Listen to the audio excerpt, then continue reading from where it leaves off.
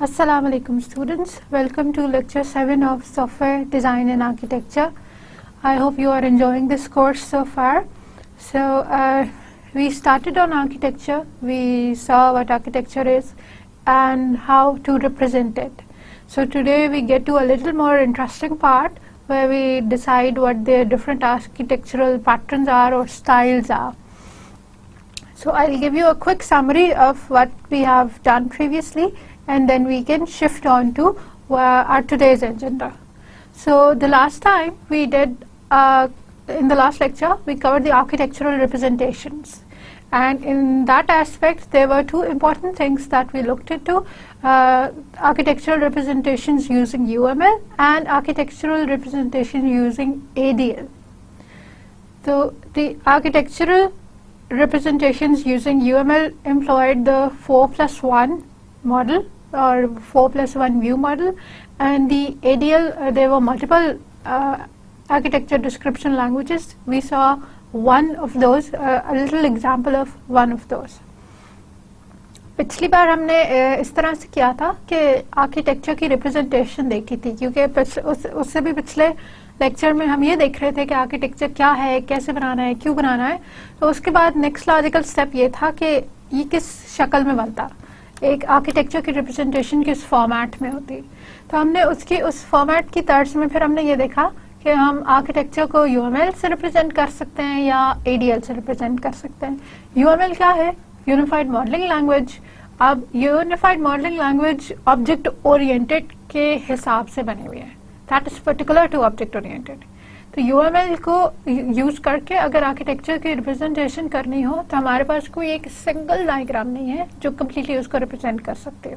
हम क्या करते हैं कि अपने असली आर्किटेक्चर को मल्टीपल व्यूज में ब्रेक डाउन कर लेते हैं कि भाई इसकी डिटेल्स जो है वो एक डायग्राम से नहीं रिप्रेजेंट होगी, रादर मल्टीपल डायग्राम से होगी, और वो हर diagram, each one of those diagrams represents one view that is of point of concern or important to any one particular user, one particular customer, one particular stakeholder. इस regards में हमने 4+1 view देखा था, 4+1 view model देखा था, और उस view model में हमने ये देखा था कि कौन से 5 बेसिक व्यूज हैं और 6 सप्लीमेंट्री व्यू है, और फिर उनकी कौन कौन सी इस तरह की डायग्राम्स हैं जो हम इस्तेमाल करते हैं. तो 4+1 व्यू में हमारे पास सिनेरियो व्यू था. सबसे पहले सिनेरियो व्यू का मकसद क्या था कि वो जो है आउटसाइड पर्सपेक्टिव से हमारे सिस्टम के फीचर्स बताता है, सिस्टम की कौन कौन सी फंक्शनैलिटीज़ हैं और वो फंक्शनैलिटीज़ कौन कौन से यूजर्स या एक्टर्स के साथ एसोसिएटेड हैं. ठीक है, तो उसमें फिर हमने ये चीज़ देखी थी कि हम यूएमएल की कौन सी डायग्राम से इसको रिप्रेजेंट कर सकते हैं. So the UML diagram used to represent the scenario view is the use case diagram. Use case diagram की हमने कुछ नोटेशंस देखी थी जिसमें इस तरह से था कि यूज केस डायग्राम्स आपके मल्टीपल फंक्शनैलिटीज़ को एनलिस्ट करते हैं और उनको एक्टर्स के साथ एसोसिएट करा देते हैं. फिर हमने देखा लॉजिकल व्यू क्या है. Logical view static structures provide करता है, और स्टैटिक स्ट्रक्चर्स जो है उसके अंदर हमारे पास क्लास डायग्राम्स और ऑब्जेक्ट डायग्राम्स थे, और उसी का बिहेवियरल या डायनामिक स्ट्रक्चर्स के रिप्रेजेंटेशन के लिए हम सीक्वेंस डायग्राम्स इस्तेमाल करते हैं या कम्युनिकेशन डायग्राम्स भी इस्तेमाल करते हैं. फिर हमने देखा कि इसके फिजिकल व्यूज क्या हैं और इसके डिप्लॉयमेंट व्यूज क्या हैं. फिजिकल व्यूज के अंदर या डिप्लॉयमेंट व्यूज के अंदर हमने डिप्लॉयमेंट डायग्राम क्रिएट की जो हमारे सॉफ्टवेयर के पार्ट्स को हमारे हार्डवेयर के या हार्डवेयर्स के ऊपर मैच करता है. और ये डायग्राम सबसे ज़्यादा सिग्निफिकेंट तब है कि जब आप डिस्ट्रीब्यूटेड सिस्टम्स क्रिएट कर रहे हैं. फिर हमने देखा था कि इसके डेवलपमेंट व्यूज क्या हैं. डेवलपमेंट व्यूज के अंदर हमने पैकेज डायग्राम्स यूज़ की थी जो ये कर रही थी कि मल्टीपल पैकेजेस के अंदर जो उनके इंडिविजुअल कंपोनेंट्स हैं वो बयान कर रही थी, लिस्ट डाउन कर रही थी और उनके आपस के रिलेशनशिप्स बना रही थी. और फिर हमारे पास डायनामिक या बिहेवियरल व्यू था, और उसमें हम ये देखा था कि जो मल्टीपल हमारे एलिमेंट्स हम ऑलरेडी पीछे वाले व्यूज में डिफाइन कर चुके हैं उनकी आपस की इंटरेक्शंस किस तरह है। तो हम बेसिकली टाइमिंग इंफॉर्मेशन इसके अंदर किसी हद तक इनकॉर्पोरेट कर रहे थे, हम उससे कॉन्करेंसी की इंफॉर्मेशन दे रहे थे, सिंक्रोनाइजेशन की इंफॉर्मेशन दे रहे थे। इन सब की ग्रेटर डिटेल्स हम बाद में करेंगे, लेकिन जो इनिशियल इंट्रोडक्शन है वो हमने पिछले लेक्चर में देखा था। फिर हमने देखा था कि आर्किटेक्चर डिस्क्रिप्शन लैंग्वेज क्या होती है, कैसी दिखती है और इसके रूल्स वगैरह क्या हैं। तो आर्किटेक्चर डिस्क्रिप्शन लैंग्वेज क्या है, स्पेसिफिकली इस तरह की लैंग्वेजेस हैं जो आर्किटेक्चर को डिस्क्राइब करने के लिए क्रिएट किए गए हैं। ठीक, यूएमएल तो डिटेल डिजाइन के लिए है, एडीएल आर्किटेक्चर के लिए। आर्किटेक्चर डिस्क्रिप्शन जो है अब वो क्या है कि मल्टीपल हमारे पास लैंग्वेजेस अवेलेबल हैं, जिसमें से एक लैंग्वेज जो है हमारे पास एक्मी है, और हमने एक्मी के एक्मी का जो टूल है एक्मी स्टूडियो, हमने उसकी एक एग्जांपल देखी कि किस तरह वो ग्राफिकल रिप्रेजेंटेशंस देता है और टेक्सचुअल रिप्रेजेंटेशंस देता है, और इन दो के अमालगम से इन दोनों को मिला के एक आर्किटेक्चर की कंप्लीट इंफॉर्मेशन देता है। तो एडीएल्स में क्या है कि हमारे पास कंपोनेंट्स की इंफॉर्मेशन या उनकी वोकैबुलरी प्रोवाइड होती है, कनेक्टर्स की इंफॉर्मेशन या उनकी वोकैबुलरी प्रोवाइड होती है। फिर हमारे पास जो रोल्स हैं कि एक पर्टिकुलर टाइम पे एक कनेक्टर, एक कंपोनेंट किस तरह से बिहेव करता है, उनकी इंफॉर्मेशन प्रोवाइड होती है, और जो वेरियस अदर प्रॉपर्टीज हैं या पोर्ट्स हैं उनकी इंफॉर्मेशन प्रोवाइड होती है। आज का हमारा एजेंडा क्या है कि आर्किटेक्चरल स्टाइल से अपना इंट्रोडक्शन करें। हम ये देखें कि जब हम आर्किटेक्चरल स्टाइल या आर्किटेक्चरल पैटर्न की बात करते हैं तो हम किस चीज़ की बात कर रहे हैं, ये कैसे रिप्रेजेंट होते हैं, ये किस तरह से दिखते हैं, मीनिंग क्या है इनका। फिर हम इनकी मल्टीपल कैटेगरीज देखें। आर्किटेक्चरल स्टाइल बहुत सी कैटेगरीज में फॉल करते हैं, तो हम कैटेगरीज का इंट्रोडक्शन करेंगे, हम देखेंगे कौन कौन सी कैटेगरीज हैं, और फिर हम ये देखेंगे कि इन्हीं कैटेगरीज में से जो एक पर्टिकुलर कैटेगरी है हायरार्किकल आर्किटेक्चर्स, उनको स्टडी करेंगे। हायरार्किकल आर्किटेक्चर्स में बहुत से आर्किटेक्चर्स आते हैं, लेकिन हम उसमें से अपना फोकस खाली एक ही आर्किटेक्चर पे रखेंगे, जिससे हमें कॉन्सेप्ट्स क्लियर हो जाएंगे हायरार्किकल आर्किटेक्चर्स के, एंड दैट्स लेयर्ड आर्किटेक्चर। और उस लेयर्ड के हिसाब से हम एक छोटी सी एग्जांपल देखेंगे और उसके बेसिक कॉन्सेप्ट्स और डेफिनेशंस देखेंगे। तो let's begin with the architectural styles. Architectural styles हैं क्या? एन आर्किटेक्चरल स्टाइल और pattern abstracts the common properties of a family of similar designs। ठीक, आर्किटेक्चरल स्टाइल की इम्पोर्टेंट चीज़ क्या है, जो इसका मकसद है वो क्या है कि कॉमन प्रॉपर्टीज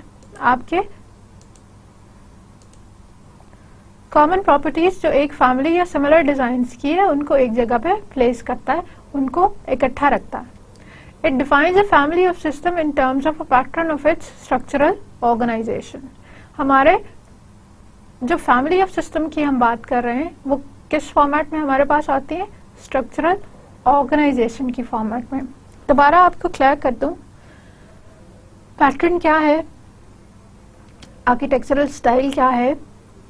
ये हमें एक फैमिली ऑफ सिमिलर डिजाइन्स देते हैं।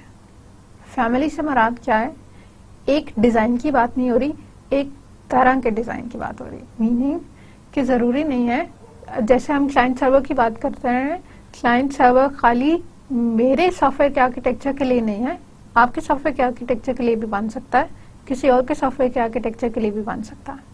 ठीक है, तो आर्किटेक्चरल स्टाइल्स जो हैं वो इस तरह के सिमिलर पैटर्न्स को ग्रुप कर देते हैं, उनको एक नाम दे देते हैं, एक विंडो के अंदर डाल देते हैं। और इस सारी जो हम नाम देने की बात कर रहे हैं ये किस बेसिस पे करते हैं, क्यों हम इसको एक तरह का कह सकते हैं, स्ट्रक्चरल ऑर्गेनाइजेशन की बेसिस पे। स्ट्रक्चरल ऑर्गेनाइजेशन, आपको याद हो पिछले लेक्चर में भी हमने बात की थी कि हम कंपोनेंट्स और कंपोनेंट्स की एक दूसरे से निस्बत, ये कंपोनेंट किधर पड़ा है, ये कंपोनेंट किधर पड़ा है, ये इसके साथ कैसे इंटरैक्ट करेगा, क्या कम्युनिकेशन होगी, तो ये स्ट्रक्चरल ऑर्गेनाइजेशन है, स्ट्रक्चर डिफाइन कर रहे हैं, उसकी डिटेल्स हमें पैटर्न्स प्रोवाइड करते हैं।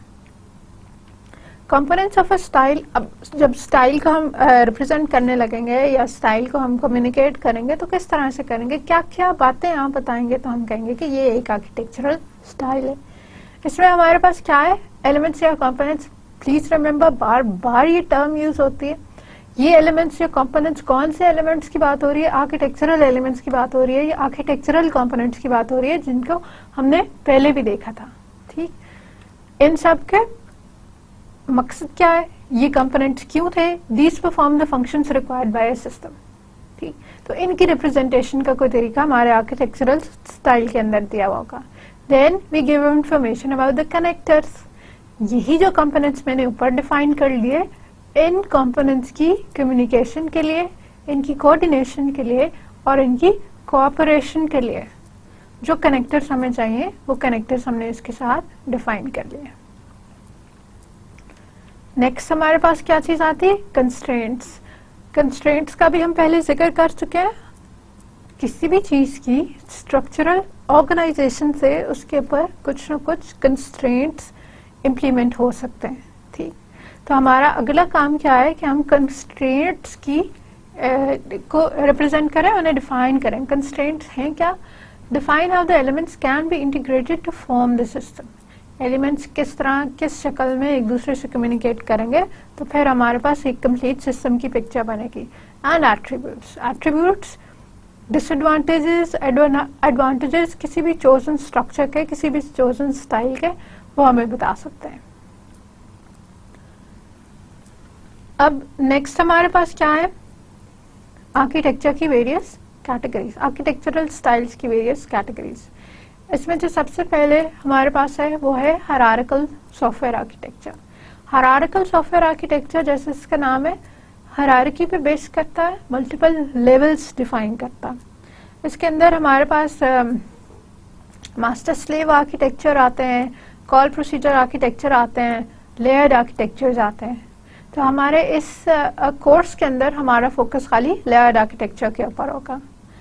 फिर जो सेकेंड कैटेगरी हमने डिफाइन की हुई है वो हमारे पास डिस्ट्रीब्यूटेड सॉफ्टवेयर आर्किटेक्चर्स की है। डिस्ट्रीब्यूटेड का नाम इनके साथ क्यों लगा है? हम इन्हें डिस्ट्रीब्यूटेड आर्किटेक्चर्स किस वजह से कहते हैं? क्योंकि ये मल्टीपल फिजिकल लोकेशंस के ऊपर बेस हो सकते हैं। ठीक, मेरा एक ही सॉफ्टवेयर है जो इधर भी चल रहा है और इधर भी चल रहा है, एक ही सॉफ्टवेयर है जो इन दोनों लोकेशंस के ऊपर मिला के चल रहा है। ठीक, तो सॉफ्टवेयर का कुछ पार्ट हमारी एक फिजिकल मशीन पे रन हो रहा है और कुछ पार्ट किसी दूसरी फिजिकल मशीन पे रन हो रहा है। अब ये कैसे हो सकता है कि सॉफ्टवेयर टुकड़ों में आधा इधर भी पड़ा है, आधा इधर भी पड़ा है? That's the idea of distributed. हो कैसे सकता है? इसकी एक कॉमन एग्जांपल आपको देती हूँ। एटीएम सिस्टम्स कंसिडर कर लें। एटीएम सिस्टम में, अब एटीएम बैंक का सिस्टम है, बैंक नहीं है, लेकिन बिहेव ऐसे करता है कि जैसे बैंक ही हो। मैंने उसके अंदर कार्ड प्लेस कर दिया है तो उसने मुझे मेरे अकाउंट में से डिडक्ट करके पैसे दे दिए।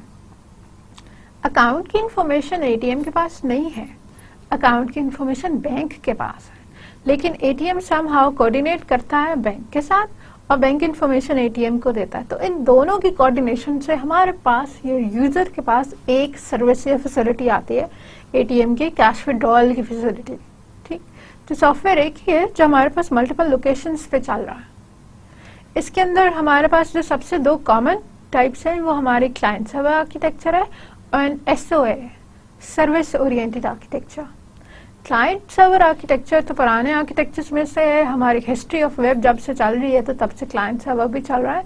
सर्विस ओरिएंटेड आर्किटेक्चर एक रिलेटिवली न्यू आर्किटेक्चर है जिसका कॉन्सेप्ट हमारे पिछले चंद सालों में जो है बहुत ज्यादा ब्लूम हुआ है, बहुत ज्यादा इंक्रीज हुआ है। इन दोनों को इंशाल्लाह स्टडी करेंगे। Then we have data flow software architectures. Data flow software architectures वो आर्किटेक्चर्स हैं जिनकी कंपोनेंट्स की क्रिएशन, प्लेसमेंट डाटा पे डिपेंड करती है। ठीक, डाटा एक एलिमेंट से दूसरे एलिमेंट में कैसे जाएगा, कैसे प्रोसेस होगा, इसकी बेसिस पे हम कंपोनेंट्स क्रिएट भी करते हैं और कंपोनेंट्स का एक दूसरे के रेफरेंस से स्ट्रक्चर भी डिफाइन करते हैं। डाटा फ्लो आर्किटेक्चर में दो हमारे पास हैं, pipe and filter architectures and batch sequential architectures. Pipe and filter और batch sequential again relatively older architectures हैं compare to some of the other architectures. ठीक, हमारे पास इवेंट बेस्ड सॉफ्टवेयर आर्किटेक्चर्स हैं। शुरू में एक आपको एग्जांपल दी थी हमने, फायर अलार्म सिस्टम वाली एग्जांपल। उसमें ये हो रहा था कि हमारे पास फायर के सेंसर्स मौजूद थे, स्मोक डिटेक्टर्स मौजूद थे, फायर सेंसर्स मौजूद थे। जो कि एक पर्टिकुलर इवेंट की अकरेंस के ऊपर जो है ना एक एक्शन ट्रिगर करता है। ये एक्शन पहले से डिसाइडेड नहीं होता, आज दिन के 4 बजे आग लग जाएगी, इस तरह की कोई चीज नहीं होती। आग किसी भी टाइम पे लग सकती है, किसी भी टाइम पे जब भी लगेगी तो उस वक्त ही हम उसको डिटेक्ट करेंगे और उसके कॉरेस्पॉन्डिंग जो भी हमने एक्शन लेना है वो हम परफॉर्म करेंगे। तो those are event based software architecture या इवेंट बेस्ड या इम्प्लिसिट कॉल आर्किटेक्चर्स, जहाँ पे किसी इवेंट की बेसिस के ऊपर जो है हमारे बाकी फंक्शनैलिटीज हो रही होती हैं। तो ये आर्किटेक्चर किस चीज को सपोर्ट करता है कि आपका कोई पर्टिकुलर इवेंट हो रहा है और उस इवेंट के कॉरेस्पॉन्डिंग जो है रिस्पॉन्स जनरेट हो रहा है। Then we have data centered software architectures. यहाँ पे पहले हमने डाटा फ्लो आर्किटेक्चर्स की बात की जो डाटा के फ्लो पे बेस करते हैं, और फिर हमारे पास डाटा सेंटर्ड है। एक सेंट्रल लोकेशन के ऊपर हमने डाटा को प्लेस कर दिया है और उस सेंट्रल लोकेशन के पर्सपेक्टिव से हमने बाकी कंपोनेंट्स को इस तरह से क्रिएट किया है, ऑर्गेनाइज किया है कि वो सेंट्रली लोकेटेड डाटा से बेनिफिट ले सकें। इसमें भी फोकस डाटा पे है, जैसे कि पहले हमारे पास फोकस डाटा पे था, लेकिन डाटा के फ्लो पे नहीं है, डाटा की सेंट्रली प्लेसमेंट पे है। और इस सेंट्रल प्लेसमेंट के हिसाब से हमने अपने कंपोनेंट्स डिफाइन किए, कंपोनेंट्स के इंटरैक्शंस डिफाइन किए। इस कैटेगरी में दो हमारे पास आते हैं ब्लैकबोर्ड आर्किटेक्चर्स और रेपोजिटरी आर्किटेक्चर्स। तो ब्लैकबोर्ड आर्किटेक्चर्स और रेपोजिटरी बेसिकली दोनों सेंट्रली डाटा पे चलता है, लेकिन इनकी आपस के अंदर थोड़ा सा सटल डिफरेंस है जो हम इंशाल्लाह स्टडी करेंगे। फिर हमारे पास है इंटरैक्शन ओरिएंटेड सॉफ्टवेयर आर्किटेक्चर्स, और इस क्लास में हमारे पास मॉडल व्यू कंट्रोलर्स फॉल करते हैं। इंटरैक्शन ओरिएंटेड वो आर्किटेक्चर्स हैं जिनमें हमारा मेजर फोकस इस पे होता है कि यूजर्स का इंटरैक्शन हमारे सिस्टम्स के साथ किस तरह से होगा और उस इंटरैक्शन को इफेक्टिवली हैंडल करने के लिए हमारे कंपोनेंट्स किस तरह अरेंज होने चाहिए। जो लास्ट कैटेगरी हमारे पास है वो कंपोनेंट बेस्ड सॉफ्टवेयर आर्किटेक्चर्स की। कंपोनेंट बेस्ड सॉफ्टवेयर आर्किटेक्चर्स क्या करते हैं कि जो मार्केट में अवेलेबल कंपोनेंट्स हैं उन्हीं को इस्तेमाल करके अपना सॉफ्टवेयर बिल्ड करते हैं। ठीक, तो ये do not reinvent the wheel वाला फॉर्मूला है इनका कि हर चीज हम जीरो से डेवलप नहीं कर रहे, इंस्टेड हम क्या कर रहे हैं कि जो हमारे पास अवेलेबल चीजें हैं हम उन्हीं की बेसिस पे बेहतर चीजें क्रिएट कर रहे हैं। अब इसमें जो पहली हमारे पास कैटेगरी थी हायरार्किकल आर्किटेक्चर्स, हम उसी को लेके आगे चलते हैं। हायरार्की या इस लफ्ज का मीनिंग क्या है कि आपके पास लेवल्स किसी चीज के मेंटेन हो रहे हैं और हर लेवल एक सर्टेन सेट ऑफ प्रॉपर्टीज को फुलफिल करता। हर लेवल पे कुछ एट्रीब्यूट्स, कुछ certain set of properties hold true होते हैं। Hierarchical architecture is characterized by viewing the entire system as a hierarchy structure, और hierarchy structure हमारे पास होता क्या है, मल्टीपल लेवल्स वाला स्ट्रक्चर। तो hierarchical सॉफ्टवेयर आर्किटेक्चर में हम अपने पूरे कंप्लीट सिस्टम को इस तरह देखते हैं कि जैसे मल्टीपल लेयर्स का बना हुआ हो। ठीक है, मल्टीपल चीजों का बना हुआ और हर चीज में हर लेयर में एक एलिमेंट दूसरे एलिमेंट से कुछ ज्यादा निस्बत रखता हो। जो हमारे पास टॉप पे एलिमेंट है वो उसकी प्रॉपर्टीज फर्क है नेक्स्ट एलिमेंट से, और जो नेक्स्ट एलिमेंट है उनकी प्रॉपर्टीज फर्क है उससे नेक्स्ट एलिमेंट से। Software system is decompose into logical modules और सब systems at different levels in hierarchy. हमारा सॉफ्टवेयर सिस्टम जो है वो कंपोनेंट्स में डीकम्पोज होता है, मल्टीपल कंपोनेंट्स में डीकम्पोज होता है, और ये कंपोनेंट्स मल्टीपल लेवल्स पे एग्जिस्ट कर रहे हैं। लेवल्स पे एग्जिस्ट करने से क्या बात या क्या चीज इन्फोर्स होती है, हर लेवल की, हर लेयर की प्रॉपर्टी एक दूसरे से डिफरेंट होती है। इस लेयर या लेवल के कोई और रूल्स हैं और इस लेवल के कोई और रूल्स हैं और इस लेवल के कोई और रूल्स हैं। तो एक एग्जाम्पल करते हैं तो ये और क्लियर हो जाएगा आपको। This is what a hierarchical structure looks like and modules at different levels are connected by explicit or implicit method invocations. components हमने बता दिए, ये component होगा, ये component होगा, ये component होगा, ठीक है। और फिर हमने कह दिया कि ये component communicate कर सकता है इन दो components के साथ और ये कर सकता है इन दो components के साथ। ये बात डायग्राम से क्लियर है, ठीक है। अब एक्चुअल वर्ल्ड में ट्रांसलेशन कैसे होती है इसकी, ये एक जो मेरे पास लार्जर कंपोनेंट है, हो सकता है ये 3 क्लासेस से मिल के बना हुआ, ठीक है। तो ये 3 क्लासेस इसके अंदर पड़ी हुई हैं और 2 क्लासेस इसके अंदर पड़ी हुई हैं। तो ये क्लास इस क्लास के किसी फंक्शन को, मेथड को कॉल कर सकती है, ठीक, और ये क्लास इस क्लास के किसी फंक्शन या मेथड को रिस्पॉन्ड कर सकती है। तो हायरार्किकल में हमारे पास हर डिफरेंट लेवल के ऊपर जो कंपोनेंट्स पड़े हुए हैं वो एक दूसरे से मेथड कॉल्स के थ्रू एसोसिएटेड होते हैं। अब सिग्निफिकेंट पार्ट क्या है कि lower level module provides services to its upper level modules and the upper level modules invokes the methods of procedures in lower levels. क्या बात हुई यहाँ, lower level modules higher level modules को services provide करते हैं, ठीक है, और higher level modules lower level modules से सर्विसेज रिक्वेस्ट करते हैं। ये वाला मॉड्यूल अपना काम पूरा करेगा और अपने काम का जो रिजल्ट है वो ऊपर वाले को दे देगा, ऊपर वाला अपना काम करके उसका रिजल्ट और ऊपर वाले को दे देगा, ठीक। और ऊपर वाले का काम क्या है, मकसद क्या है, फंक्शनैलिटी क्या है कि ये किसी काम की रिक्वेस्ट अब से नीचे देता है और ये उससे फर्दर नीचे देता है। बिल्कुल इसी तरह है जिस तरह ऑफिसेज में होता है कि आपका बॉस जो है वो खुद सारे काम नहीं करता, लेकिन वो उन कामों की रिक्वेस्ट आपको दे देता है। एक सॉफ्टवेयर हाउस में जो प्रोजेक्ट मैनेजर है उसका काम खुद बैठ के कोड लिखना नहीं है, वो सिर्फ ये है कि अपने टीम मैनेजर को या अपने टीम लीड को काम असाइन कर देगा। टीम लीड जो है वो अपने से नीचे फर्दर काम असाइन कर देगा और वो उससे फर्दर नीचे काम असाइन कर देगा। फिर जो लास्ट लेवल के ऊपर लेयर होगी वो उस काम का एक पोर्शन कंप्लीट करके हायर अप्स को दे देगी, ठीक है। मैंने कोड लिख के अपने से हायर अप्स को प्रोवाइड कर दिया, उस कोड के साथ जो सप्लीमेंट्री डाटा था वो उन्होंने किया और उन्होंने फर्दर हायर अप्स को प्रोवाइड कर दिया। उसके बाद जो फर्दर सप्लीमेंट्री डाटा था उन्होंने फर्दर हायर अप्स को प्रोवाइड कर दिया। तो इस सारे तरीके से हम क्या करते हैं कि फ्रॉम टॉप टू बॉटम हमारे पास सर्विस की रिक्वेस्ट जाती है। तो हमारे पास टॉप पे क्लाइंट्स हैं जो सर्विस की रिक्वेस्ट करते हैं and from bottom to up हमारी सर्विसेज की प्रोविजन है, सर्विसेज प्रोवाइड हो रहे हैं। तो नीचे वाली चीजें जो हैं, नीचे वाले कंपोनेंट्स जो हैं वो सर्वर्स के तौर पर एक्ट करते हैं। अब इसकी सबसे कॉमन या जो जिन सॉफ्टवेयर्स में हमें सबसे फ्रीक्वेंटली ये नजर आता है वो हमारे पास ऑपरेटिंग सिस्टम्स हैं। Typically, software system is typically designed using the hierarchical architecture style.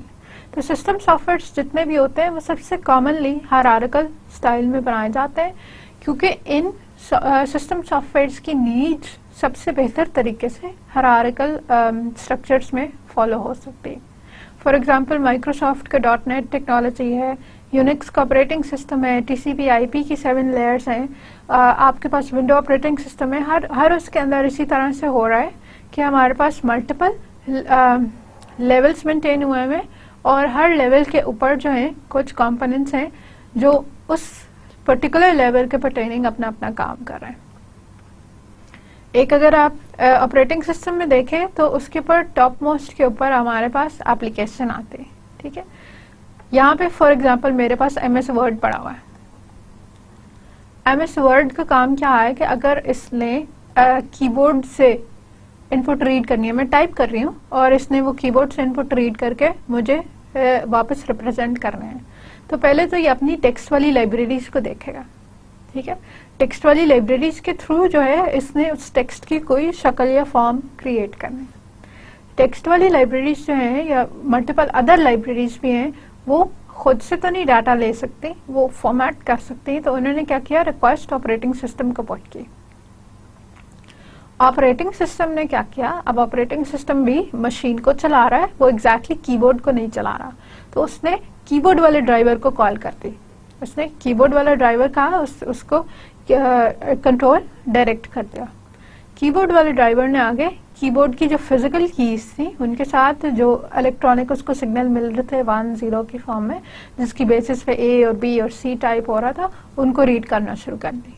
ठीक है, तो इस हार्डवेयर से सिग्नल जो 1-0-1 आ रहे थे और उसकी जो फर्दर मीनिंग था कि अच्छा ये ए वाली की प्रेस हो गई है, ये बी वाली की प्रेस हो गई है, उसकी इंफॉर्मेशन निकाल के हमारे ड्राइवर ने जो है वो सेंड कर दी आगे फर्दर हमारे ऑपरेटिंग सिस्टम को और सो फोर्थ को। ऑपरेटिंग सिस्टम ने फिर यही इंफॉर्मेशन जो है आगे लाइब्रेरीज को पास ऑन कर दी। लाइब्रेरीज ने अब फिगर आउट कर लिया कि अगर मैंने APPLE लिखा है तो ये मैंने एप्पल लिखा है। ठीक है, और फिर उसने ये बात जो है आगे हमारे MS वर्ड को पास कर दी। ठीक, और MS वर्ड ने जो है वो एप्पल जो है वहाँ पे स्क्रीन पे मुझे नजर आ गया कि APPLE लिखा हुआ था और उसके बाद स्पेस आई थी। ठीक, तो ये हर एक लेयर जो है, हर एक लेवल जो है अपना अपना काम कर रहे हैं और अपने अपने काम का रिजल्ट हम ऊपर को ट्रांसफर कर रहे हैं। हमारे पास ऑर्डर्स या रिक्वेस्ट नीचे को आ रही है और रिजल्ट्स जो हैं वो ऊपर को ट्रांसफर हो रहे हैं।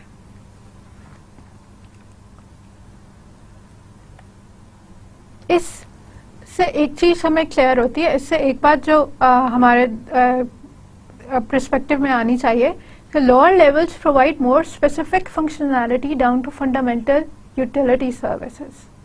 क्या मीनिंग है इसका? स्पेसिफिक फंक्शनैलिटी, कीबोर्ड के जो ड्राइवर की हम बात कर रहे थे, कीबोर्ड का ड्राइवर माउस नहीं चलाता, कीबोर्ड का ड्राइवर का प्रिंटर से कोई ताल्लुक नहीं है, कीबोर्ड के ड्राइवर जो है वो मॉनिटर को चेंज नहीं कर सकता। उसकी बड़ी स्पेसिफिक फंक्शनैलिटी है। कीबोर्ड का ड्राइवर कीबोर्ड की कीज रीड कर सकता है, नथिंग मोर। ठीक है, फंडामेंटल यूटिलिटीज, और कीबोर्ड को रीड करना कोई सोफिस्टिकेटेड काम नहीं है, कोई बहुत बड़ा काम नहीं है। खाली कीबोर्ड को रीड करने से कुछ भी नहीं होता। जब तक कि आप इसकी इनपुट किसी और एप्लीकेशन को ना दे दें तो तब तक खाली कीबोर्ड को रीड करने का कोई फायदा नहीं है। तो एक तो स्पेसिफिक फंक्शनैलिटी है, वन टास्क ओनली। फिर ये फंडामेंटल काम है, कीबोर्ड को चलाना एक काम है, माउस को चलाना एक काम है। इन दोनों का फायदा तब होगा कि जब मैं इसको वर्ड के साथ, MS वर्ड के साथ एसोसिएट कर दूंगी, फिर मेरी टाइपिंग पूरी होगी। खाली कीबोर्ड को रीड कर लेना कोई इतनी अचीवमेंट नहीं है, वो फंडामेंटल काम है, वो स्मॉलर काम है। उस स्मॉलर काम को हम बिल्ड करके बड़ा काम या यूजफुल काम बना सकते हैं। और इसी लो लेवल यूटिलिटीज में हमारे पास IO services, input output services आ जाती हैं, ट्रांजैक्शंस आ जाती हैं, शेड्यूलिंग आ जाती हैं। जिस तरह मेमोरी की शेड्यूलिंग होती है, मेमोरी से मुराद मेरी रैम है कि रैम के अंदर किस टाइम पे कौन सा प्रोसेस चलेगा, कौन सा नहीं चलेगा। सिक्योरिटी की सर्विसेज आ जाती हैं। हमारे जो बेसिक स्मॉलर यूटिलिटीज हैं, बायोमेट्रिक से आप अगर रीड कर रहे हैं या आप थंब इम्प्रेशन रीड कर रहे हैं तो सो ऑन एंड सो फोर्थ। ठीक, तो छोटी जो एक तो स्पेसिफिक फंक्शनैलिटीज है, दूसरा फंडामेंटल यूटिलिटीज है। मिडिल लेयर्स अब जो लोअर लेवल्स से थोड़ी सी हायर है, मिडिल लेयर्स या हायर लेवल्स का काम क्या है कि ये एप्लीकेशन की सेटिंग्स प्रोवाइड करते हैं, डोमेन डिपेंडेंट फंक्शन से। ठीक है, कीबोर्ड की इनपुट जो है MS वर्ड को भी जा सकती है, पावर पॉइंट को भी जा सकती है। कीबोर्ड की इनपुट आप जो गेम खेल रहे हैं उसको भी जा सकती है। मूवी में आपने अगर उसकी साउंड अप और डाउन करनी है उसको भी जा सकती है। तो कीबोर्ड की इनपुट जेनेरिक है जो बहुत सारी जगहों पे जा सकती है। इसी की थोड़ी सी सोफिस्टिकेटेड, थोड़ी सी डोमेन डिपेंडेंट जो यूटिलिटीज हैं वो मिडिल लेयर्स के पास। मिडिल लेयर का ताल्लुक आपकी एप्लीकेशन से ज्यादा है, जेनेरिक से कम है। ठीक है, तो मिडिल लेयर पे मेरे पास जो एग्जिस्ट कर रहे होंगे, जो लाइब्रेरीज फॉर एग्जांपल एग्जिस्ट कर रही होंगी, वो लाइब्रेरीज MS वर्ड से ही ताल्लुक रखते होंगे, कीबोर्ड से नहीं ताल्लुक रखती होंगी। तो वो आपके सॉफ्टवेयर से पर्टेनिंग है या आपकी डोमेन से पर्टेनिंग है। सच एज बिजनेस लॉजिक और core processing services. Business logic भी वही है, हमारी एप्लीकेशन की लॉजिक है और एप्लीकेशन के जो बेसिक फंक्शनैलिटीज हैं। और फिर अपर लेयर्स हैं, जो थर्ड हमारी कैटेगराइजेशन है अपर लेयर्स की, ये थोड़ी एब्स्ट्रैक्ट फंक्शनैलिटीज देते हैं in form of user interfaces. ठीक, तो जो छोटा छोटा सा काम है नीचे की लेयर्स कर रही हैं और उस छोटे छोटे काम को मिला के जो बड़ी बड़ी बात है, लेसर डिटेल, मोर एब्स्ट्रैक्शन, वो हमारी ऊपर की लेयर्स कर रहे हैं। और ऊपर की लेयर्स का दूसरी चीज़ क्या है कि इसी के अंदर यूज़र के इंटरफेसेस डिफाइन होते हैं, जो हमारे बाहर के सिस्टम के बाहर के यूज़र के साथ कोऑर्डिनेट करना है, जो उससे बात करनी है, वो हमारी अपर लेयर्स का काम है या अपर लेयर्स की responsibility. Command line interpreters, GUIs, shell programming facilities etcetera. GUIs graphical user interfaces.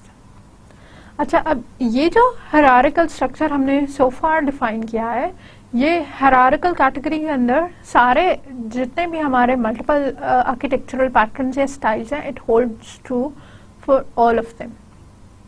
ठीक है, तो अगर आप मास्टर स्लेव स्टाइल इंप्लीमेंट कर लेंगे तो ये जितनी बातें अभी तक हमने की हैं उनके लिए भी ट्रू है। उसमें भी ऊपर वाली लेयर्स जो हैं वो मोर जेनेरिक हैं और नीचे वाली जो है मोर स्पेसिफिक है। ऊपर वाले लेवल्स जो हैं और नीचे वाले लेवल्स जो हैं वो मोर स्पेसिफिक हैं। ठीक है, उसमें भी ऊपर वाली लेयर्स में जो है आपके क्लाइंट्स एग्जिस्ट करते हैं जो खाली रिक्वेस्ट कर सकते हैं, खुद रिक्वेस्ट प्रोवाइड नहीं कर सकते, और जो नीचे वाली लेयर्स हैं वो सर्विस प्रोवाइड कर सकते हैं। नीचे वाले लेवल्स जो हैं वो सर्विस प्रोवाइड कर सकते हैं। इसी तरह अगर आप प्रोसीजर कॉल वाला पैटर्न देख रहे हैं तो उसमें भी यही वाली फंक्शनैलिटी लगती है, यही वाला कॉन्सेप्ट लगता है कि हमारे पास कंपोनेंट्स हायरार्की के अंदर अरेंज है और हायरार्की के जितने रूल्स हैं वो फॉलो हो रहे हैं। जो तीसरा हमारे पास है वो लेयर आर्किटेक्चर है और इसी को हम थोड़ी सी और डिटेल में देखते हैं। लेयर्ड स्टाइल क्या है? क्योंकि हायरार्किकल स्टाइल्स में है तो पहली बात तो इसकी वही है कि लेयर्ड स्टाइल में आपके कंपोनेंट्स ऑर्गेनाइज होते हैं हायरार्किकली इनटू लेयर्स। हायरार्की से मुराद, फिर आपको रिमाइंड करा दूं, हायरार्की से मुराद लेवल्स हैं। ठीक, हॉरिजॉन्टली जो हमने लेवल्स क्रिएट किए हैं वो हमारी हायरार्की की हुई है, और हायरार्की यूजुअली इसी फॉर्मेट में होती है कि नीचे फंक्शंस से ज्यादा होते हैं और ऊपर जाते जाते जो है वो आपकी फंक्शंस, फीचर्स, पीपल वो कम हो जाते हैं। Each layer provides service to the layer above it and serves as a client to the layer below it. ये हमने पहले हायरार्किकल के केसेस में भी देखा था। सिंस लेयर्ड आर्किटेक्चर भी हायरार्किकल आर्किटेक्चर की ही एक किस्म है, ये भी यही रूल फॉलो करता है कि हर लेयर जो है अपने से नीचे वाली लेयर्स को सर्विस रिक्वेस्ट भेजता है, ये उनसे कोई चीज रिक्वेस्ट करता है। जैसे हमने कीबोर्ड की इनपुट रिक्वेस्ट की थी, और हर लेयर ऊपर वाली लेयर को सर्विस प्रोवाइड करती है। जैसे इनपुट हमने फाइनली ऊपर MS वर्ड को प्रोवाइड की थी। The connectors are defined by the protocols that determine how the layers will interact. हमारे पास जो कनेक्टर्स हैं वो ये चीज डिफाइन करते हैं कि हमारी जो लेयर्स आपस में इंटरैक्ट करेंगे वो किस बेसिस पे करेंगे। यही बात अभी आपको बताई है कि नीचे सर्विस की रिक्वेस्ट जाएगी और ऊपर सर्विस जाएगी, और यही बात हमने इन्फोर्स करनी है अपने कनेक्टर्स के थ्रू। कनेक्टर्स नहीं बताना है कि क्या चीज नीचे ट्रैवल होगी, क्या चीज ऊपर ट्रैवल होगी। ठीक है, ये कनेक्टर्स किस फॉर्म में होते हैं? कनेक्टर्स होते हैं हमारे प्रोसीजर कॉल्स या फंक्शन कॉल्स की फॉर्म में। ठीक है, प्रोसीजर कॉल्स या फंक्शन कॉल्स की फॉर्मेट में होते हैं। जेनेरिक लेयर्ड आर्किटेक्चर की आपको एग्जांपल, सबसे पहले जो हमारे पास सबसे नीचे होते हैं वो सिस्टम सपोर्ट होती है, ऑपरेटिंग सिस्टम्स, डाटाबेसेस और इस तरह की यूटिलिटीज होती हैं। ठीक है, ये हमारी हार्डवेयर से कम्युनिकेशन करने की एबिलिटी रखते हैं, तो ये हमारे सबसे ज्यादा स्पेसिफिक और सबसे ज्यादा यूटिलिटी बेस्ड लेयर्स होती हैं। फिर इन सपोर्ट लेयर्स के ऊपर जो हमारी लेयर क्रिएट होती है वो कोर बिजनेस लॉजिक की होती है, एक एप्लीकेशन की जो बेसिक फंक्शनैलिटी है। जैसे एक वर्ड प्रोसेसर की बेसिक फंक्शनैलिटी ये है, MS वर्ड प्रोसेसर ले लें, कोई भी वर्ड प्रोसेसर ले लें, उसकी बेसिक फंक्शनैलिटी ये है कि उसने डॉक्यूमेंट्स क्रिएट करना है। डॉक्यूमेंट्स क्रिएट करने, टेक्स्ट के साथ क्रिएट करने, उसके साथ हो सकता है पॉसिबली कि वो इमेजेस भी क्रिएट कर ले, वो कोई और ग्राफ्स भी क्रिएट कर ले। तो अब उसकी बेसिक फंक्शनैलिटीज क्या है? टेक्स्ट के साथ क्रिएट करना, इमेजेस के साथ क्रिएट करना, ग्राफ्स के साथ क्रिएट करना, बेसिकली डॉक्यूमेंट्स क्रिएट करना।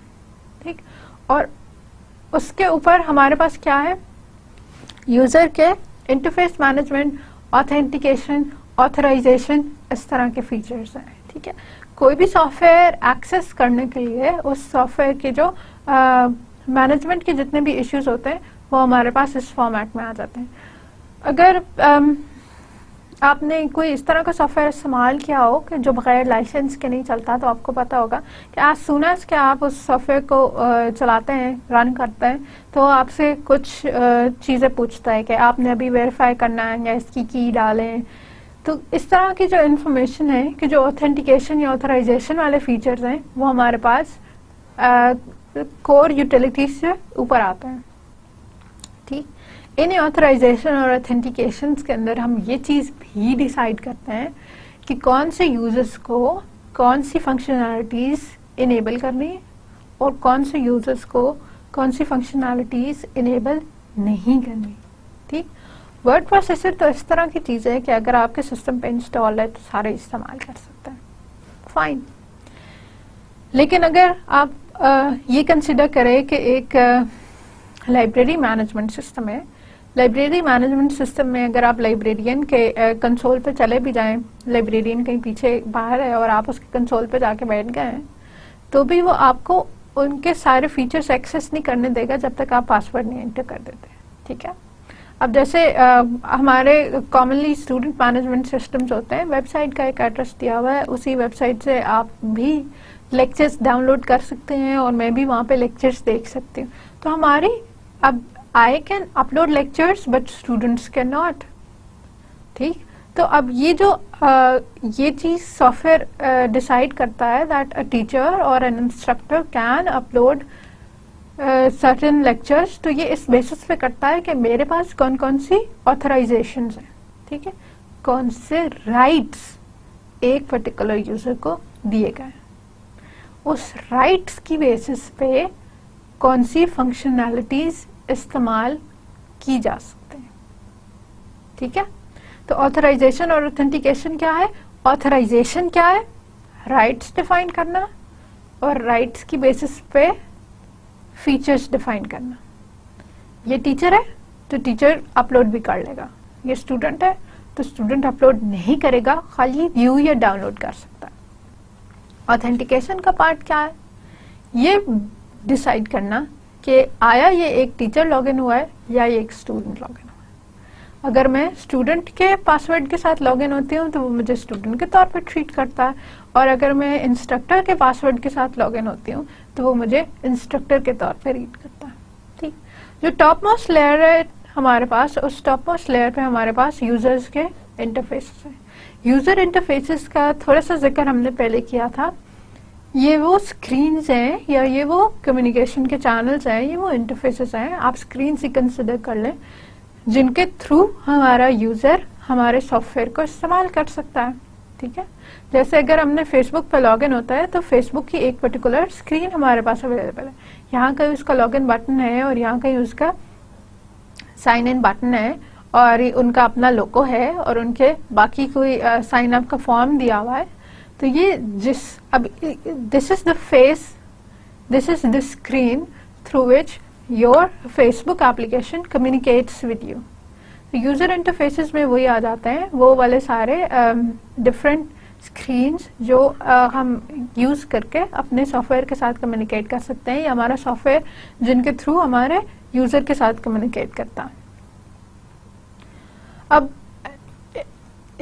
अगेन वही जो एग्जांपल आपको पहले दिया, सेम एग्जांपल, कोर सर्विसेज हैं, कोर सर्विसेज के ऊपर सॉफ्टवेयर की बेसिक यूटिलिटीज हैं, बिजनेस प्रोसेसेस हैं और यूजर इंटरफेस है। रिमेंबर, याद रखने वाली बात क्या है? On the top are the clients and on the bottom are the servers. ठीक है, तो एक पर्टिकुलर लेयर से ऊपर लेयर का नंबर इंक्रीज होता है और नीचे लेयर का नंबर डिक्रीज होता है। तो जो हमारी बॉटम पे लेयर है, जो सबसे नीचे लेयर है, दैट इज 0, और you can consider it layer 1 या you can consider it layer 0। ठीक है, and 1 on top of it, ये हमारी लेयर नंबर 1 होगी या ये हमारी लेयर नंबर 2 कंसिडर होगी।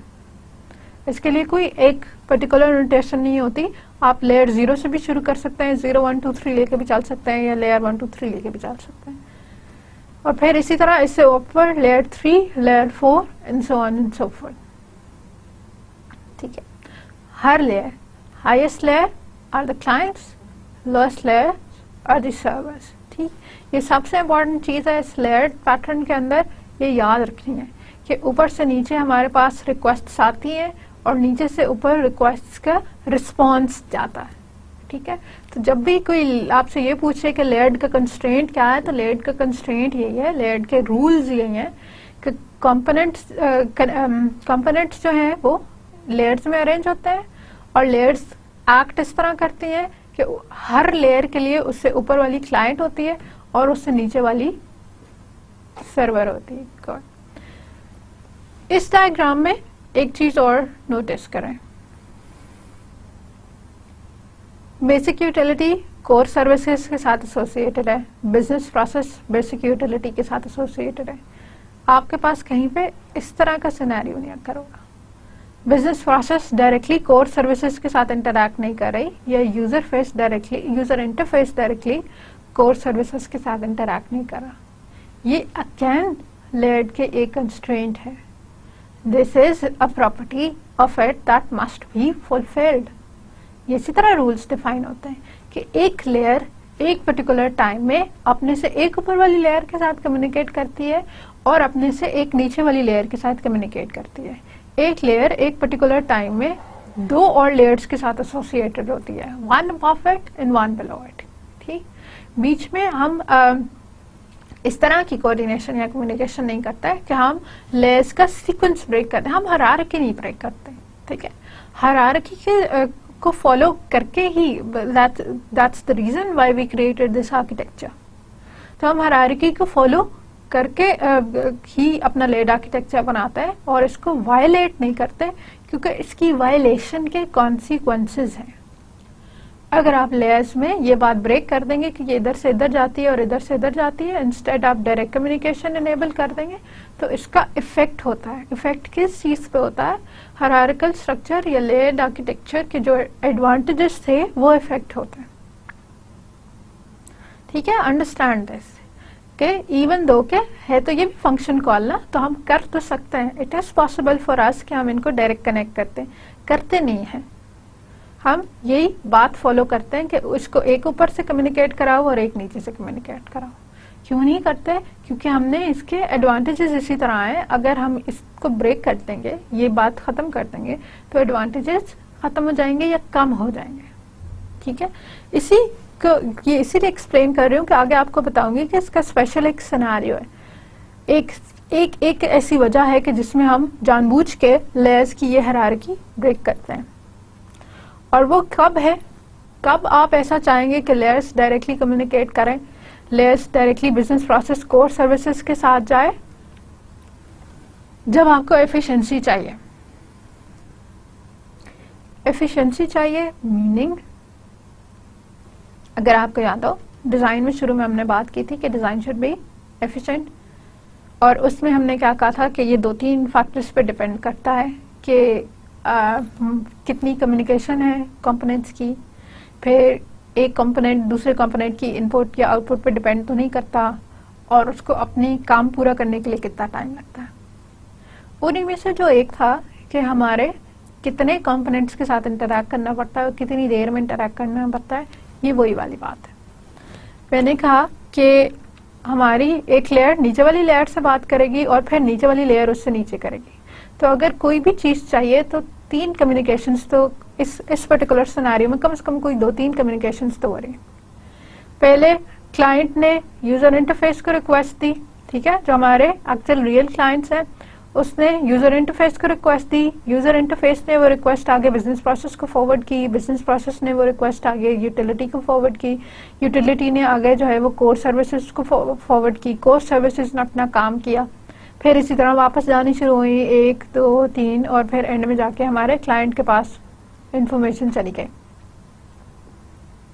ठीक है, तो अब 4 चीजें हो रही हैं, यहां से आएगा 1 function call, 2 function call, 3 function call, फिर कहीं जाके काम पूरा होगा। फंक्शन कॉल्स या प्रोसीजर कॉल्स टेक टाइम, तो वो हमारी एफिशिएंसी को या परफॉर्मेंस को इफेक्ट करते हैं। हम क्या चाह रहे हैं, हमने कब अपना रूल ब्रेक किया, हमें तो we were holding to it very strictly. किस सिचुएशन में हमने ब्रेक किया? हमने कहा कि एक फंक्शन कॉल मेरी बात चाहिए। अगर इस तरह से होता है कि मैं यहाँ से रिक्वेस्ट पुट करती हूँ, यहाँ करती हूँ और फिर एक ही यहाँ पे फर्दर चली जाती है, तो ये अब 4 की बजाय 3 फंक्शन कॉल्स हैं। यहाँ हम डायरेक्टली यूजर इंटरफेस से कोड सर्विसेज पे चले जाते हैं, तो ये एक फंक्शन कॉल है। Lesser the number of function calls more the efficiency. जितने आप में के कम्युनिकेशन चैनल कम हो जाएंगे, इसी तरह है ना कि कम्युनिकेशन चैनल्स जितने ज़्यादा होता है टाइम उतना ज़्यादा लगता है। आप अपने साथ वाले को एक पेंसिल पकड़ाते हैं और वो उससे साथ वाले को पकड़ाता है और वो उससे साथ वाले पकड़ाते हैं, तो अगर 4 लोगों के हाथ से होके जाती है तो ज़्यादा टाइम लगता है। और अगर आप डायरेक्टली जाके जो है वो टीचर को पेंसिल पकड़ा देते हैं, तो वो एक जो डायरेक्ट कम्युनिकेशन है उसमें टाइम कम लगता। ठीक है, तो जितने ज़्यादा बीच में कंपोनेंट्स इन्वॉल्व होंगे उतना डिले इन्वॉल्व होगा, उतनी परफॉर्मेंस डिक्रीज होगी। तो एक्सेप्शन हम कब करते हैं? जब हमने परफॉर्मेंस इंक्रीज करनी हो। इसका नुकसान क्या है? शुरू में मैंने ये आपको बात की थी कि ये हम नहीं करते, नॉर्मल सर्कमस्टांसेस में हम ये नहीं चाहते। हमने खुद ही हायरार्की बनाई है, तो हम नॉर्मल सर्कमस्टांसेस में उसको ब्रेक नहीं करते, सिर्फ एक्सेप्शन में ब्रेक की। जब मुझे परफॉर्मेंस ज़्यादा चाहिए थी सिर्फ तब ब्रेक की। तो अच्छा, फिर इसका नुकसान क्या है? इसका नुकसान ये है कि हमारी सिक्योरिटी या हमारी जो इंटेग्रिटी है वो कम हो गई। कैसे कम हो गई? जब 4 फंक्शन कॉल्स थी तो डाटा हर बार प्रोसेस होके फिल्टर होके बेहतर होके आ रहा था। ठीक है, तो अगर बिजनेस प्रोसेस वाली लेयर यूटिलिटी से मांगती है और यूटिलिटी कोर सर्विसेज से मांगती है, तो हर लेयर के ऊपर अपना अपना काम हो रहा है, उसको अपने काम से निस्बत है, अपने काम से ताल्लुक है, तो काम बेहतर हो रहा है। अब अगर business process directly core services के साथ कम्युनिकेट करेगी, तो फिर इसको कोर सर्विसेज से जो रिजल्ट आ रहा है उसको भी खुद ही प्रोसेस करना पड़ेगा। इसको 2 काम करने पड़ेंगे कि वो खुद ही प्रोसेस भी करे उसको। उसके लिए इसको अगेन कोई कोड लिखना पड़ेगा, और वो कोड जो है इसकी अपनी जो है ओवरऑल सिक्योरिटी को डिक्रीज कर रहा है, ओवरऑल इंटेग्रिटी को डिक्रीज कर रहा है। कोड अब उतना साफ सुथरा नहीं है, उतना लेस कम्प्लेक्सिटी वाला नहीं है जितना पहले था। ठीक है, तो लेयर में हम जितनी लेयर्स ऐड करते हैं हम सिक्योरिटी इंक्रीज करते जा रहे होते हैं। हर लेयर के ऊपर डाटा चेक होके ऊपर जा रहा होता है वापस, हर लेयर से डाटा पास होता है, तो फिर फाइनल रिजल्ट आता है। जब आप लेयर्स बीच में से निकालनी शुरू कर देते हैं और डायरेक्ट कम्युनिकेशन करानी शुरू कर देते हैं, तो फिर वो सिक्योरिटी डिक्रीज होना शुरू हो जाती है, डाटा की इंटेग्रिटी डिक्रीज होना शुरू हो जाती है। जो पहले इतने सारे चेक्स के बाद डाटा फाइनल होकर आ रहा था, अब वो डायरेक्ट आ रहा है, तो पॉसिबिलिटी है कि डाटा उतनी परफेक्ट फॉर्मेट में ना हो जितने परफेक्ट फॉर्मेट में वो हमारे पास पहले अवेलेबल था। अब एक कॉमन एग्जाम्पल, एक छोटी सी एग्जाम्पल इसकी कंसिडर कर लें कि हमारे पास एक लाइब्रेरी सिस्टम है। लाइब्रेरी सिस्टम में अब ये क्या करता है कि कंट्रोल्ड इलेक्ट्रॉनिक एक्सेस देता है कॉपीराइटेड मटेरियल को डिफरेंट यूनिवर्सिटी की लाइब्रेरी से। ठीक है, तो मेरे पास बहुत सारी यूनिवर्सिटीज एग्जिस्ट करती हैं। मेरे पास फॉर एग्जांपल नस्ट है और कॉमसेट्स है और आपके पास इस्लामिक यूनिवर्सिटी है, और इन सारों के अपने अपने डाटाबेसेस हैं। ठीक है, इन सारों के डाटाबेसेस के अंदर जो है इनका अपना मटेरियल पड़ा हुआ है, कॉपीराइटेड मटेरियल है, जैसे पब्लिकेशंस होती हैं। खैर, इनकी अपनी किताबें, इनकी अपनी वो चीज़ें पड़ी हुई हैं। मैं क्या चाह रही हूँ, एक इस तरह का सिस्टम बनाऊँ जो इन सारों से जो इनके पास मटेरियल है वो मुझे एक जगह प्रोवाइड करते हैं। ठीक है, जो सबसे नीचे हमारे पास यहाँ चीज़ होती है वो इन सबके डाटाबेसेस हैं। इनके डीबीज सबसे नीचे पड़े हुए हैं और इन डाटाबेसेस के ऊपर हमने फंक्शन चीज़ें डाली, फर्दर और चीज़ें डाली। तो अब पहले तो आप ये डिसाइड करो कि इसके कंपोनेंट्स होंगे क्या क्या। ये मेरे सिस्टम की रिक्वायरमेंट है, ऐसा सिस्टम बनाओ मल्टीपल डाटाबेसेस से डाटा ले एक जगह प्रोवाइड कर दे। इसके कंपोनेंट्स क्या होंगे?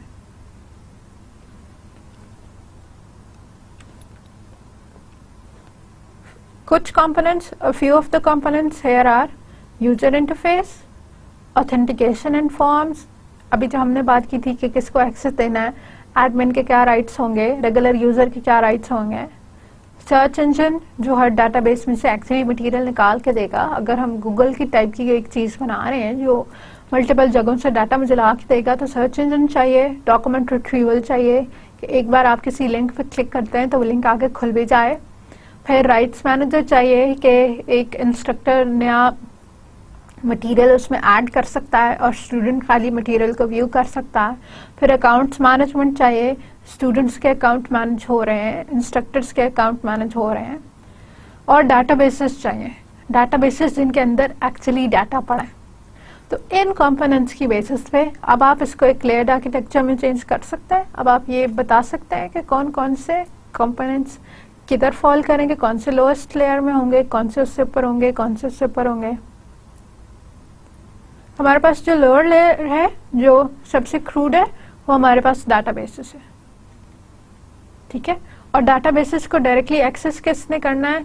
सर्च इंजन ने करना है, डॉक्यूमेंट रिट्रीवल ने करना है, ठीक है। इसी तरह अगर आप यूजर इंटरफेस को देखो तो ये हमारे टॉप लेयर में आएगा, क्योंकि इसने यूजर से कम्युनिकेट करना है, इसने हार्डवेयर से कम्युनिकेट नहीं करना डायरेक्टली, इसने यूजर से कम्युनिकेट डायरेक्टली करना है, तो ये हमारी टॉप लेयर में आएगा, ठीक। ऑथेंटिकेशन वाली ये कहीं मिडिल के अंदर फॉल करेंगे।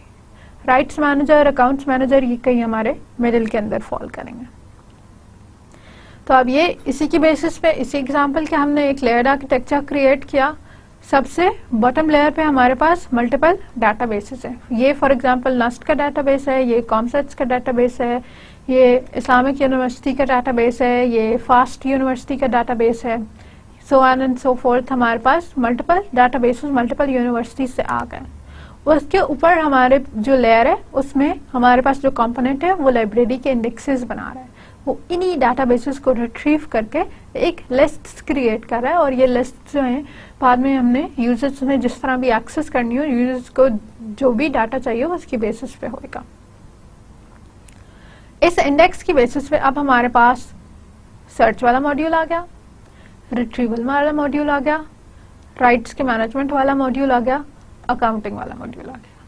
क्यों इसके ऊपर है, क्या रीजन है? सर्च वाला मॉड्यूल डायरेक्टली लाइब्रेरी के इंडेक्स को एक्सेस करता है।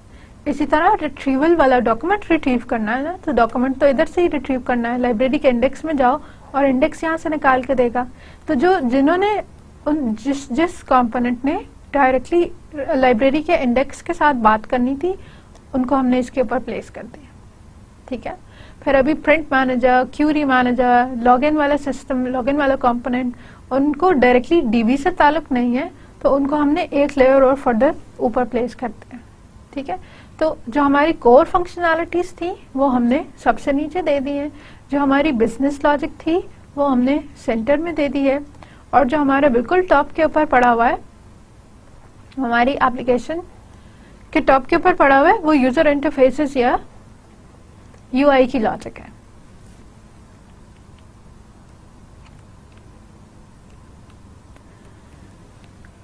एप्लीकेबल डोमेन्स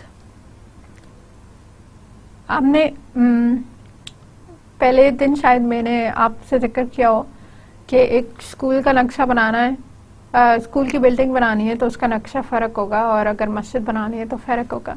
तो इसी तरह कब लेयर लगाना है उसके लिए भी एक एप्लीकेबल डोमेन होती है। एप्लीकेबल डोमेन का मतलब क्या है? किस नौयत का मसला होगा, किस नौयत का प्रॉब्लम होगा, किस नौयत का सॉफ्टवेयर होगा, तो उसके लिए हम लेयर्ड आर्किटेक्चर को प्रेफर करेंगे, लेयर्ड आर्किटेक्चर को इस्तेमाल करेंगे। कोई भी इस तरह का सिस्टम जो कि एप्लीकेशन स्पेसिफिक पोर्शंस और प्लेटफॉर्म स्पेसिफिक पोर्शंस में डिवाइड किया जा सकता है, वो लेयर्ड से बनाया जा सकता है, ठीक है। अभी हमने कहा कि कोर फंक्शनैलिटीज हैं, ये ऑपरेटिंग सिस्टम है और उसके ऊपर यूजर इंटरफेस है। तो कोई भी ऐसा सिस्टम जिसको आप इस तरह के क्लियर टुकड़ों में डिवाइड कर सकते हैं, उसको हम लेयर्ड आर्किटेक्चर के थ्रू इम्प्लीमेंट कर सकते हैं। Applications that have clean divisions between core services, critical services, user interface services, ठीक है। क्लीन डिवीजन, इन सारी सर्विसेज को दूसरों के साथ बहुत ज्यादा इंटरेक्ट नहीं करना पड़ा। कुछ चीजें हैं जो वो दे रही हैं, कुछ चीजें हैं कि जो वो अपने पास प्रोसेस कर रहे हैं, ठीक है। तो कोर सर्विसेज और क्रिटिकल सर्विसेज जहाँ जहाँ अलग हो गई, मतलब एक लेयर जो है वो ऐसे नहीं है कि नीचे वाली दो दो लेयर्स के साथ एसोसिएटेड है। तो हर एक इस तरह का सिस्टम जिसको आप डिस्टिंक्ट लेयर्स में चेंज कर सकें, कि जिसमें इसका भी सबका कंपोनेंट्स का काम क्लियर है और इन सब कंपोनेंट्स का भी काम क्लियर है, तो उस तरह के सिस्टम को हम लेयर के अंदर बना सकते हैं। नेक्स्ट हमारे पास है इस तरह की एप्लीकेशंस के जिनके अंदर बहुत सारी क्लासेस हैं जो एक दूसरे से रिलेटेड हैं, ताकि वो ग्रुप हो सकते हैं। ठीक है, अब क्या इसका मीनिंग है कि हमने कहा कि एक लेयर के ऊपर जितने कंपोनेंट्स एग्जिस्ट करते हैं वो एक ही तरह के होते हैं।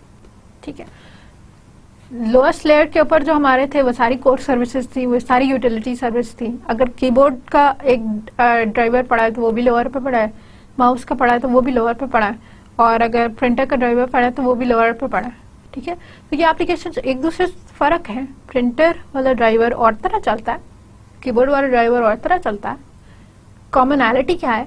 दोनों ड्राइवर्स हैं, दोनों हार्डवेयर को एक्सेस करते हैं, और दोनों जो हैं एक पर्टिकुलर काम की इनपुट आगे किसी को देते हैं। ठीक, तो इस तरह की सारी क्लासेस, इस तरह की सारी एप्लीकेशंस जिनमें क्लोजली रिलेटेड क्लासेस क्रिएट की जा सकती हैं, और उन क्लासेस को ग्रुप करके एक हम कंपोनेंट बनाया जा सकता है, और फिर उन कंपोनेंट्स की बेसिस पे एक लेयर क्रिएट की जा सकती है। तो उनके लिए हम लेयर्ड आर्किटेक्चर सक्सेसफुली यूज कर सकते हैं। लेयर्ड आर्किटेक्चर को इस्तेमाल करने के बेनिफिट्स हमारे पास क्या हैं? लेयर्स की बेसिस पे हम इंक्रीमेंटल डेवलपमेंट कर सकते हैं। ठीक है, इंक्रीमेंटल डेवलपमेंट का आपने SDLC में, सॉफ्टवेयर इंजीनियरिंग में SDLC पढ़ा होगा कि हम स्टेप बाय स्टेप चीज़ों की डेवलपमेंट करते हैं। तो इंक्रीमेंटल डेवलपमेंट इस केस में भी यही है कि आप सबसे पहले कोर फंक्शनैलिटीज डेवलप कर लें, कोर फंक्शनैलिटीज के ऊपर सेकेंड लेयर डेवलप कर लें, और सेकेंड के ऊपर आप थर्ड लेयर डेवलप कर सकते हैं।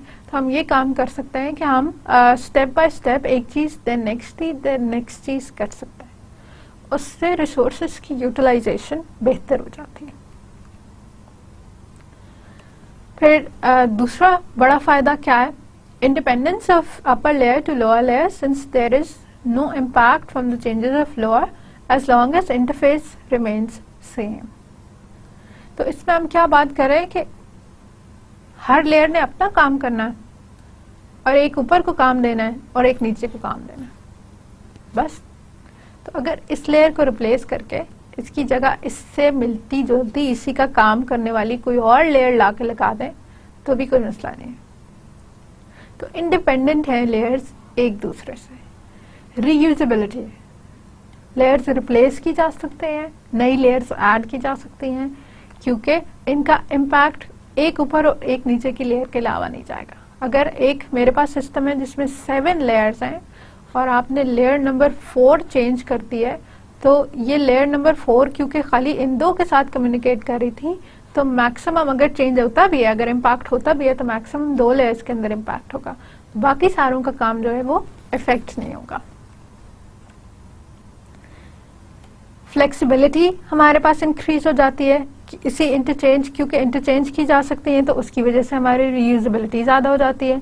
इंटरचेंजेबिलिटी, रीयूजेबिलिटी इनहांस हो जाती है, क्योंकि इंटरफेसेस हमारे पास डिफाइन हुए हुए, लेयर्स इस वजह से आराम से रिप्लेस की जा सकती है। ये पता है कि ये ऊपर क्या देगी और ये पता है कि ये नीचे से क्या रिक्वेस्ट करेगी, तो इस वजह से आप इसको किसी दूसरी लेयर के साथ रिप्लेस कर सकते हैं। कंपोनेंट बेस्ड जो हमारे पास आइडिया है कि हम मार्केट में बने हुए मल्टीपल कंपोनेंट्स को इस्तेमाल करके कर सकते हैं, वो भी बहुत पर्टिकुलर, वो भी बहुत आराम से अडॉप्ट किया जा सकता है लेयर बेस के लिए। बने बनाए कंपोनेंट्स आप एक लेयर के ऊपर प्लेस कर सकते हैं और इनकी बेसिस पे मल्टीपल लेयर्स क्रिएट कर सकते हैं। पोर्टेबिलिटी, हर लेयर क्योंकि अपना काम कर रही है, तो अगर आपने मशीन चेंज कर दी तो आपको ज़्यादा से ज़्यादा सिर्फ कोर वाली लेयर या बॉटम मोस्ट लेयर चेंज करनी पड़ती है, तो उससे हमारे सॉफ्टवेयर की पोर्टेबिलिटी इंक्रीज हो जाती है। लिमिटेशंस क्या हैं? कौन कौन से ऐसे सिनेरियोज हैं जिसके अंदर ये काम करना थोड़ा मुश्किल हो जाता है, थोड़ा डिफिकल्ट है? लोअर रन टाइम परफॉर्मेंस है। ठीक है, हमने देखा था कि हर लेयर मल्टीपल लेयर, हमारे पास फाइनल रिजल्ट तब तक नहीं आता जब पूरा डाउन द चेन जो है वो रिक्वेस्ट नहीं चली जाती, और फिर रिक्वेस्ट के जो रिस्पॉन्स है वो हर लेयर से होकर वापस हमारे पास ऊपर नहीं आता, तो इसकी वजह से परफॉर्मेंस स्लो हो जाती है। इसीलिए हमने इसकी स्पेशलाइजेशन, या हमने वो देखा था कि कब हम रूल ब्रेक करते हैं, और रूल तब ब्रेक करते हैं कि जब हमें परफॉर्मेंस ज़्यादा चाहिए हो। तो इस तरह का सिस्टम कि जिसमें परफॉर्मेंस ज़्यादा चाहिए हो, उसमें लेयर्ड आर्किटेक्चर फॉलो करना जो है बहुत डिफिकल्ट हो जाता है, अनफीजिबल हो जाता है। फिर अगर there are also performance concerns of overhead on data processing and buffering by each layer, क्योंकि एक डाटा मल्टीपल लेयर से होकर आता है और हर लेयर पे डाटा प्रोसेस होता है, इसका प्रोसेसिंग ओवरहेड बहुत ज़्यादा है। तो इस तरह की एप्लीकेशंस जो ये प्रोसेसिंग ओवरहेड बर्दाश्त नहीं कर सकती, जिनको ये प्रोसेसिंग ओवरहेड एक्सेप्टेबल नहीं है, तो उनके लिए हम लेयर्ड आर्किटेक्चर फॉलो नहीं करते। और many applications can not fit this architecture design simply because हमने कहा था कि जो जो क्लियरली डिफाइन हो सकता है, जो जो क्लियरली तोड़े जा सकते हैं कोर लेयर के अंदर और मिडिल लेयर्स के अंदर और यूटिलिटी लेयर्स के अंदर, वो लेयर्ड आर्किटेक्चर पर बनाए जा सकते हैं। तो अगर मेरा सॉफ्टवेयर इस तरह का है कि मैं क्लियरली उसका ब्रेक डाउन ही नहीं कर सकती कि ये खाली कोर लेयर है और ये खाली मिडिल एप्लीकेशन लेयर है और टॉप लेयर है, तो फिर उसको हम लेयर्ड आर्किटेक्चर के साथ बना नहीं सकते। Breach of the interlayer communication में कॉज डेडलॉक्स एंड ब्रिजिंग में कॉज टाइट कपलिंग। हमने ये कहा था कि एक लेयर ऊपर और नीचे की लेयर्स के साथ कम्युनिकेट करती है, अनलेस स्पेशल सिनारियोज हो तो फिर हम स्किप करके लेयर्स भी कम्युनिकेशन करा सकते हैं, लेकिन उससे डेडलॉक्स भी आ सकते हैं। डेडलॉक्स अगर आपको पहले याद हो कि एक रिसोर्स के लिए मल्टीपल अगर प्रोसेसेस रिक्वेस्ट कर रहे हो, और ब्रिजिंग से जितने ज़्यादा आप इसकी कम्युनिकेशंस क्रिएट करेंगे तो उससे ज़्यादा कपलिंग होगी। और कपलिंग हमने देखा था कि high coupling is not desirable. Coupling जितनी कम हो मॉड्यूल्स के अंदर, कंपोनेंट्स के अंदर, उतनी हमारी रीयूजेबिलिटी, यूजफुलनेस बढ़ती है। Exceptions in error handling issues in the layered architecture, since fault in one layer must propagate upward to all calling layers। एक जो सबसे बड़ा मसला है, एक बहुत बड़ी बात है कि अगर जैसे वर्ड की हमने जिक्र किया था कि कीबोर्ड से इनपुट रीड होगी और ऊपर जाएगी, तो अगर कीबोर्ड का ड्राइवर ही ख़राब हो और मैं पी प्रेस कर रही हूँ और वो जे उसको आउटपुट कर रहा है, किसी और की के अंदर जा रहा है, तो ऊपर तक की सारी लेयर्स में वही गलत डाटा प्रोपोगेट होगा। तो लेयर का ये फॉल्ट है कि अगर कोई एक लेयर फॉल हो जाए तो ऊपर की सारी लेयर्स जो है अपना काम सही से नहीं कर सकती, क्योंकि वो उस लेयर के डाटा के ऊपर डिपेंडेंट है। तो आज के हमारे लेक्चर की अब थोड़ी final summary, let's conclude everything that we've done today. We've had an introduction to the architectural styles. What are the different architectural styles? What exactly do we call an architectural style? इसमें हमने देखा कि हम components की एक certain तरीके से positioning को, एक उनकी communication को define करते हैं, position को define करते हैं, उनके connectors define करते हैं, फिर हम कहते हैं कि ये एक architecture style है। ठीक है, जैसे अभी हमने layers में देखा था कि हमने कहा कि hierarchical positioning होगी उसकी, और कनेक्टर्स जो होंगे उसके प्रोसीजर कॉल्स होंगे, और कम्युनिकेशन इनकी इस तरह होगी कि नीचे रिक्वेस्ट जा रही है और ऊपर रिक्वेस्ट का रिजल्ट आ रहा है। ठीक, तो उनकी आर्किटेक्चरल स्टाइल्स क्या हैं कि कंपोनेंट्स की प्लेसमेंट्स, कंपोनेंट की पोजीशनिंग, कंपोनेंट्स के कनेक्टर्स, कंपोनेंट्स के कंस्ट्रेंट्स, वो डिफाइन कर दिए जाएं एक पर्टिकुलर प्रॉब्लम डोमेन के लिए। ठीक है, एक इस तरह का प्रॉब्लम हो तो आप इस तरह कंपोनेंट्स प्लेस कर लें, तो फिर आप इस आर्किटेक्चरल स्टाइल को फॉलो कर रहे हैं। फिर हमने आर्किटेक्चरल स्टाइल्स की कैटेगरीज देखी थी। मल्टीपल कैटेगरीज हमारे पास हैं, हायरार्किकल हैं, डिस्ट्रीब्यूटेड हैं, हमारे पास डाटा फ्लो हैं, डाटा सेंटर्ड हैं, इम्प्लिसिट इन्वोकेशन है या इवेंट बेस्ड हैं। तो हमने इसकी कैटेगरीज देखी, और फिर तीसरा काम हमने ये किया कि इन्हीं कैटेगरीज में से जो हमारे पास हायरार्किकल आर्किटेक्चर्स हैं, उस हायरार्किकल आर्किटेक्चर्स में से लेयर्ड आर्किटेक्चर हमने स्टडी किया। ठीक है, हमने पहले हायरार्किकल की थोड़ी सी देखी, हायरार्किकल के क्या गुड पॉइंट्स, बैड पॉइंट्स हैं, और फिर हमने ये देखा कि उस फैमिली ऑफ स्टाइल्स के अंदर लेयर्ड आर्किटेक्चर किधर फॉल करता है और लेयर्ड आर्किटेक्चर की अपनी प्रॉपर्टीज़ क्या। तो इसमें हमने ये देखा था कि हायरार्किकल स्ट्रक्चर्स वो होते हैं जो मल्टीपल कंपोनेंट्स के बीच में एक हायरार्की मेंटेन करते हैं, मीनिंग के हॉरिजॉन्टली बहुत सारे लेवल्स हमारे पास डिफाइन हुए होते हैं, और हर लेवल जो है एक सर्टन तरह की फैसिलिटी प्रोवाइड करता है। लोएस्ट लेवल जैसे अगर कोर सर्विसेज का है तो जितने भी कंपोनेंट्स वहाँ पे प्लेस हुए हुए हैं वो सब कोर सर्विसेज ही दे रहे होंगे, और टॉप मोस्ट हमारे पास जो लेयर है अगर वो यूज़र इंटरफेस की है तो जितने भी कंपोनेंट्स वहाँ पे प्लेस हैं वो यूज़र इंटरफेस से ही ताल्लुक़ रख रहे होंगे, यूज़र इंटरफेस को ही डिफाइन कर रहे होंगे। तो फिर लेयर्ड आर्किटेक्चर के हमने कुछ ये देखे कि इसके बेनिफिट्स क्या हैं और इसकी लिमिटेशंस क्या हैं, कहाँ नहीं लग सकता, और अगर आपने लगाया है तो उसके फ़ायदे आपको क्या होंगे। फिर हमने इसकी एक्सेप्शन देखी कि अगर परफॉर्मेंस हमें चाहिए तो हम जो मोस्ट इम्पॉर्टेंट रूल है वो रूल ब्रेक कर लेते हैं कि हम इंटरमीडिएरी लेयर्स को आपस में कम्युनिकेट करा देते हैं। ठीक, तो नेक्स्ट टाइम इंशाल्लाह हम फर्दर इसी तरह आर्किटेक्चरल स्टाइल्स देखेंगे और उनकी डिटेल्स देखेंगे कि क्या उनके कंस्ट्रेंट्स हैं, क्या उनके प्रॉब्लम्स हैं, और वो फॉलो करने हो, अगर वो आर्किटेक्चरल स्टाइल आपने अप्लाई करना हो तो आप किस तरह से कर सकते हैं। So that's all for today, thank you.